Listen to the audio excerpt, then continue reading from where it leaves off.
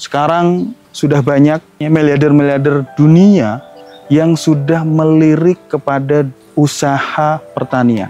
Yang mempunyai Alibaba itu sekarang sudah membeli berapa ribu hektar lahan di Amerika hanya untuk dipersiapkan untuk menjadi lahan pertanian. Kalau kita hari ini malu untuk menjadi petani, maka ke depan jangan berharap mendapatkan harga pangan yang murah.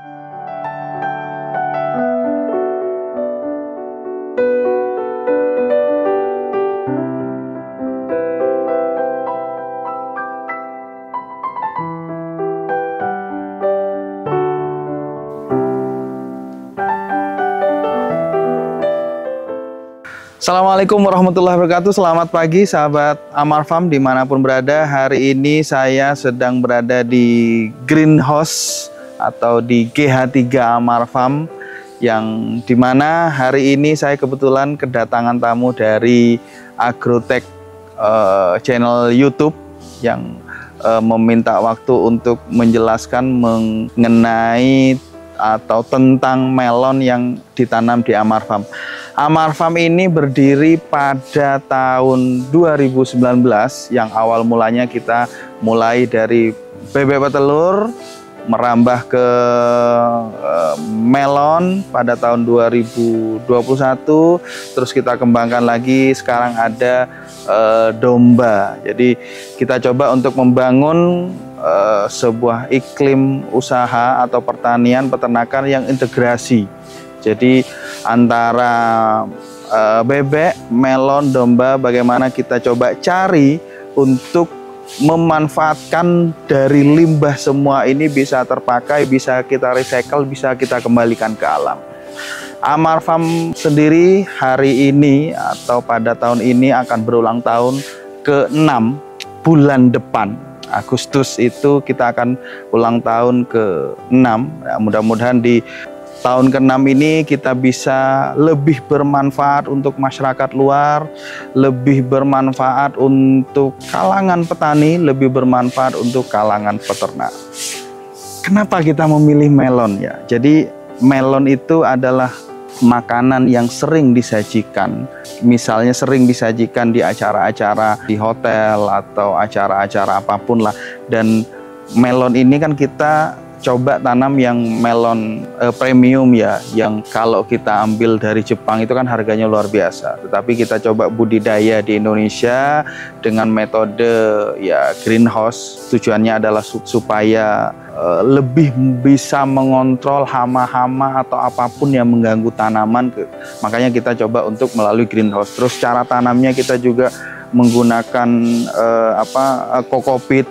Itu kan dalam rangka untuk bagaimana bisa mengolah tempat pembudidayaannya ini bisa lebih terkontrol dari suhunya, dari kelembapannya, dari nutrisinya, sehingga kita menggunakan polybag ini. Nah, yang kedua adalah terkait harga. Tentunya melon premium ini kan menjadi melon yang sesuai namanya gitu. Harganya juga premium, tetapi kualitas memang juga top. Artinya dari manis, look like-nya, jadi dilihat itu pun indah. Karena kan ketika premium itu kan bukan hanya berbicara tentang warnanya apa, warna buahnya, bukan berbicara tentang manisnya, breaknya berapa, tetapi juga berbicara tentang tampilannya. Nah itu kenapa akhirnya milih melon premium ini. Ya, jadi ini kita memang menggunakan media tanam pakai kokopit. Nah ini kebetulan ini jam 10.35 ini kayaknya mesinnya udah nyala ini. Jadi memang waktunya disiram nih. Mungkin saya tunjukin ya, nggak tahu kelihatan apa enggak. Nah ini dia netes nih. Nah seperti ini. Nah ini memang waktunya ini. Nah dan kita semuanya di sini bikin otomatis. Jadi kebetulan di sini kita setting bikin otomatis. Nah kembali lagi ke media tanam. Media tanam itu kita menggunakan kokopit. Kokopit itu diambil atau dihasilkan dari serabut kelapa. Lagi-lagi ini memanfaatkan limbah kelapa yang kita olah, kita sebelum dipergunakan untuk tanam, kita olah untuk menekan kandungan taninnya. Jadi kita sesuaikan dengan kebutuhan melon itu sendiri. Jadi memang kita olah dulu, baru kita pergunakan untuk media tanam. Nah, media tanam ini kita pergunakan 3-4 kali. Jadi 1 tahun lah. Jadi memang kokopit ini setelah kita pakai 1 kali panen, kita diamkan dulu 1 periode atau kalaupun nggak 1 periode, 1 atau 2 bulan, habis itu kita pergunakan lagi. Jadi memang sampai 3-4 kali ini. Jadi selain memang harganya juga nanti kalau kita pakai berkali-kali lebih murah, terus pengkondisiannya itu lebih gampang daripada kita langsung ke fill tanah ya. Jadi kalau ke tanah langsung itu kan unsur hara tanah itu kan lebih sulit pengkondisiannya. Apalagi misalnya hujan deras, itu pengkondisian tanah itu lebih sulit. Nah, akhirnya kita pilih memang menggunakan media kokopit yang kita siapkan di dalam polybag yang berukuran 30 ini. Itu sih. Terus untuk pengairannya ini, untuk penyiramannya itu kita menggunakan sistem drip, jadi tetes. Dia tetes. Untuk penyiramannya kita sesuaikan dengan umur. Nah, hari ini tanggal 4, kurang lebih umurnya sudah 56 hari. Kurang lebih ini 2 minggu lagi sudah siap panen. Sistem greenhouse itu yang pertama memang seperti kita bikin rumah kaca ya. Jadi tetapi cuma atasnya kita nggak pakai kaca, kita pakai plastik UV, yang dimana memang plastik UV ya made in Indonesia ada, made in manapun ada, cuma kita cari yang terbaik lah ya, yang ketebalannya sesuai, terus lebih tahan panas, lebih tahan dingin. Jadi memang tidak sembarangan untuk pilih plastik UV-nya. Terus sampingnya kita menggunakan screen net, itu yang ukuran jaringnya, lubang-lubangnya itu tergantunglah kita mau yang ukuran seberapa, itu bergantung pada petani masing-masing. Nah, ini kita memang bikin samping kita pakai screen net tertutup semua, atasnya pakai plastik, terus di ujung sana kita tetap ada sirkulasi. Nah, tujuannya adalah supaya pertama untuk mengatasi ketika musim hujan. Jadi tanaman ini ketika musim hujan dia tidak langsung terkena air hujan. Karena kan air hujan yang sifatnya asam itu memang kurang bagus untuk tanaman-tanaman sejenis tanaman melon merambat seperti ini. Apalagi kita dalam kondisi banyak ya, contohnya di greenhouse ini kan kita ada populasi sekitar 1.800 tanaman. Nah ini kalau misalnya hujannya lumayan deres, terus ini langsung open fill gitu kan, pengkondisiannya lebih susah. Makanya kita pakai greenhouse ini, tujuannya adalah pengkondisian supaya ini tidak gampang terserang jamur, kutu kebul, dan lain-lainnya. Nah greenhouse ini juga fungsinya adalah mempermudah ketika kita mengatur kebutuhan nutrisinya. Yang kedua, mempermudah ketika kita SOP terkait tanamannya. Karena kan setiap greenhouse tanamnya sama, greenhouse berikutnya tanamnya sama, sehingga yang di sini fokus di sini, yang bertanggung jawab siapa, tanamannya apa, kita benar-benar bisa pilih-pilih seperti itu. Ya, jadi terkait penyiraman itu kan memang setiap hari atau setiap umur bertambah, tanaman itu penyiramannya menyesuaikan. Nah, disitulah tujuannya adalah supaya tidak over nutrisi dan juga tidak kekurangan nutrisi. Karena kan setiap misalnya HST 1 dia baru dipindah sampai umur 20 HST, maka dia kebutuhan air, nutrisinya berapa, itu kita ukur. Nah, tujuannya ada mesin yang kita bikin otomatis itu untuk penyeragaman. Jadi ketika mesinnya hidup on, maka ini penyiramannya seragam. Artinya kebutuhannya misalnya umur 1 hari sampai 20 hari kan kebutuhannya sekitar 230 sampai 250 cairan setiap hari. Maka setiap seminggu sekali ini untuk irigasinya, jalur irigasi ini kita ada kalibrasi untuk memastikan bahwa yang ujung depan sama ujung belakang itu sama. Dalam sekian detik atau 30 detik, 1 menit yang dikeluarkan ujung depan sama belakang itu sama. Karena kalau kita nggak kalibrasi, kita nggak cek, maka bisa jadi yang depan sudah 250, yang belakang 150. Nah, makanya kita menggunakan pompa yang bertekanan, yang kita sesuaikan tekanannya untuk antara depan sama belakang sama, sehingga menghasilkan nutrisi yang sama, menghasilkan tanaman buah yang seragam, dan juga buahnya besarnya seragam. Karena kalau over nutrisi misalnya yang di depan, maka tanamannya akan lebih panjang, lebih tinggi, dan buahnya mungkin lebih besar. Sedangkan di melon premium itu semakin besar buah di atas 2 kilo up itu lebih susah jualnya karena terkait price tadi, cost harga itu tadi.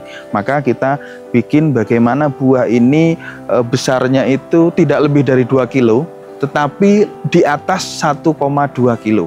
Nah, itulah pentingnya menggunakan sistem tetes itu untuk mengatur kebutuhan yang benar-benar tepat. Karena kalau kita over juga nanti boros di nutrisi, maka bisa boncos, kira-kira seperti itu. Ya, kita semua di sini ada 1, 2, 3, 4. Ada 3 greenhouse yang rata-rata per greenhouse itu kita tanam sekitar 1.800 tanaman. 1.800 sampai 2.000. Jadi kita menyiapkan spare untuk kalau misalnya ada yang gagal dalam perjalanan, ya namanya kehidupan lah ya kira-kira. Artinya tanaman dengan manusia sama. Kadang ada yang gugur di hari keberapa. Nah, makanya kita menyiapkan spare. Tapi rata-rata 1.800 tanaman yang itu kita tanam setiap greenhouse. Ya, kadang kalau ditanya profit masuk nggak ya? Ya, namanya berwirausaha, bertani, atau apapun lah itu, ya pasti berbicara profit, semuanya ingin profit yang tinggi. Semuanya ingin untung setiap hari. Tetapi lagi-lagi perjalanan hidup, kita di sini tidak memelihara mesin. Artinya kalau mesin, misalnya mesin pompa, itu kalau rusak bisa kita servis ini, oh habis sekian. Nah, tetapi kalau tanaman ini hidup ya, jadi kita hanya bisa memprediksi, tapi hanya Tuhan yang tahu kapan mereka bisa sampai panen atau enggak. Tetapi kalau dari segi profit ya, alhamdulillah lah, cukup. Artinya cukup untuk kita memenuhi kebutuhan karyawan, cukup untuk memenuhi kebutuhan keluarga, ya cukup untuk memenuhi kebutuhan konsumsi masyarakat Indonesia. Jadi memang perbedaan antara melon premium, baik itu greenhouse atau open field ya, ataupun dengan melon yang biasa kebanyakan ditanam oleh kebanyakan petani yang ada di Indonesia. Jadi kelebihannya melon premium itu adalah penggunaan pestisidanya kita benar-benar tekan. Artinya residu pestisida itu sangat-sangat rendah. Itu salah satu kelebihan dari melon premium. Nah, dan itu juga bisa ditopang dengan greenhouse. Kalau open field tanpa greenhouse itu mustahil kalau kita bisa menekan penggunaan pestisida. Karena terbuka, artinya apapun bisa hinggap, apapun bisa jatuh ke pohonnya, ke daun atau ke buah. Nah, makanya dari greenhouse itu ya memang yang paling penting adalah penggunaan pestisida itu yang kita benar-benar tekan supaya seminim mungkin sehingga tidak menimbulkan residu yang bahaya untuk kita konsumsi jangka panjang. Nah, terkait ada berapa jenis yang kita tanam di Amar Farm itu kan, di Amar Farm sendiri itu lebih fokus ke melon kimochi. Jadi seperti ini ada netting buahnya, tetapi dalamnya tetap hijau. Jadi kenapa kita fokus ke kimochi? Karena memang teman-teman yang membantu kita di sini, yang full all out di sini itu kan sudah sangat paham dan familiar tentang hal-hal yang sering mengganggu. Artinya sering mengganggu tanaman, sudah sangat paham. Karena dari awal kita dulu gonta-ganti bibit, gonta-ganti varietas itu pada akhirnya kita fokus ke kimochi. Kebetulan juga kita bibit supply-nya kita langsung dapat dari pembibitnya, dan pasarnya juga kita sudah kontrak dan dapat, dan kita memang spesialisasi di Amar Farm itu melon kimochi. Jadi Amar Farm itu sangat terbuka luas, siapapun dari latar belakang apapun, baik itu dari masyarakat ataupun dari mahasiswa ataupun dari manapun, kita membuka komunikasi seluas-luasnya, kita membuka tempat untuk belajar bersama. Dan alhamdulillah selama berdiri Amar Farm ini kita juga sudah banyak menerima teman-teman dari beberapa universitas yang ada di Indonesia yang PKL ataupun magang di sini. Nggak perlu saya sebutkan dari universitas mana, yang jelas setiap bulan selalu ada. Bahkan dari universitas ternama juga, kalau di Yogyakarta sudah nggak terhitung lah ya, dari beberapa kampus itu, yang baik itu dari melon, dari bebek, ataupun domba, itu sudah banyak yang belajar bersama. Karena kan saya juga masih belajar di dunia melon, saya juga masih belajar di perbebekan, saya juga masih belajar dari perdombaan. Maka ketika ada teman-teman mahasiswa, adik-adik mahasiswa atau mahasiswi, ya kita belajar bareng, kita sharing bareng, kita diskusi bareng, kita mencari jalan terbaik untuk bagaimana kita bisa cara menanam ataupun cara menjadi petani ke depan itu seperti apa, cara menjadi peternak seperti apa. Karena Indonesia itu kita mempunyai visi, kita mempunyai misi bahwa di tahun 2045 kita menjadi lumbung atau menjadi ketahanan pangan dunia. Dan ini harus kita siapkan. Kalau yang muda hari ini anti terhadap dunia pertanian, peternakan, maka misi itu tidak akan tercapai. Di sisi lain, Indonesia ini kan negara agraris yang lahannya sangat luas. Bahkan ada pepatah lama yang menyampaikan bahwa rotan di ini pun gimana lah itu, pokoknya saking suburnya negara kita. Cuma memang SDM-nya lagi-lagi. Kalau dunia pertanian peternakan hanya kita pasrahkan sama orang-orang sepuh, kalau tidak ada regenerasi, siapa yang akan meneruskan Indonesia? Ini yang harus kita memulai. Memulainya dari siapa? Dari yang muda. Memulainya dari yang mana? Dari lingkungan sekitar kita. Maka saya mengajak untuk teman-teman pemuda ataupun pemudi Indonesia, ayo kita kembali ke alam. Kita mencoba untuk memanfaatkan alam yang ada ini lebih maksimal, memanfaatkan lingkungan kita untuk dunia pertanian, peternakan, karena Indonesia negara luas, Indonesia harus bisa menjadi lumbung pangan dunia. Sekarang sudah banyak miliarder-miliarder dunia yang sudah melirik kepada usaha pertanian. Yang mempunyai Alibaba itu sekarang sudah membeli berapa ribu hektar lahan di Amerika hanya untuk dipersiapkan untuk menjadi lahan pertanian. Kenapa mempersiapkan itu? Karena sudah melihat bahwa dunia semakin krisis lahan pangan. Nah, ini yang harus kita siapkan. Jangan sampai lahan-lahan yang masih produktif tumbuhnya malah beton. Nah, ini semakin kita krisis lahan, maka semakin mahal harga pangan pastinya. Nah, ini yang harus kita siapkan, ini yang harus kita menjadikan semangat untuk anak-anak muda tidak malu untuk terjun ke dunia pertanian ataupun dunia peternakan. Saya juga apresiasi terhadap TNI tahun ini membuka lowongan khusus untuk calon bintara itu lulusan dari SMK Pertanian. Nah, ini kan sudah artinya pemerintah sudah benar-benar fokus untuk menyiapkan negara kita yang luas ini benar-benar untuk disiapkan menjadi ketahanan pangan dunia pada tahun 2045. Mudah-mudahan yang menonton terkait ini bisa tergerak hatinya, jangan malu untuk terjun ke dunia pertanian ataupun peternakan, karena ini menjadi pekerjaan yang ke depan itu menjadi rebutan. Sebelum menjadi rebutan, ayo kita mulai dari sekarang. Jadi di dunia pertanian itu memang kita selalu bersedekah lah ya. Pertama, kita setiap hari itu bersedekah karena kita ngopeni, kalau bahasa Jawa. Ngopeni tanaman satu persatu, artinya kan memenuhi kebutuhan tanaman itu. Itu kan bagian selain kita memaksimalkan ya, supaya ini hasilnya maksimal. Kita itu kan bersedekah. Dengan kita memangkas yang tidak perlu, itu kan bersedekah bagi tanaman itu. Artinya di dalam hukum Islam itu sekecil apapun sedekahnya itu pasti ada balasan. Apalagi kita bersedekah sama tanaman, misalnya kita pangkas, mengurangi beban hidupnya, sehingga apa yang dikasihkan buahnya lebih besar, hasilnya lebih manis. Itu yang kita lakukan tiap hari. Selain itu kita juga mencoba untuk sedekah ilmu.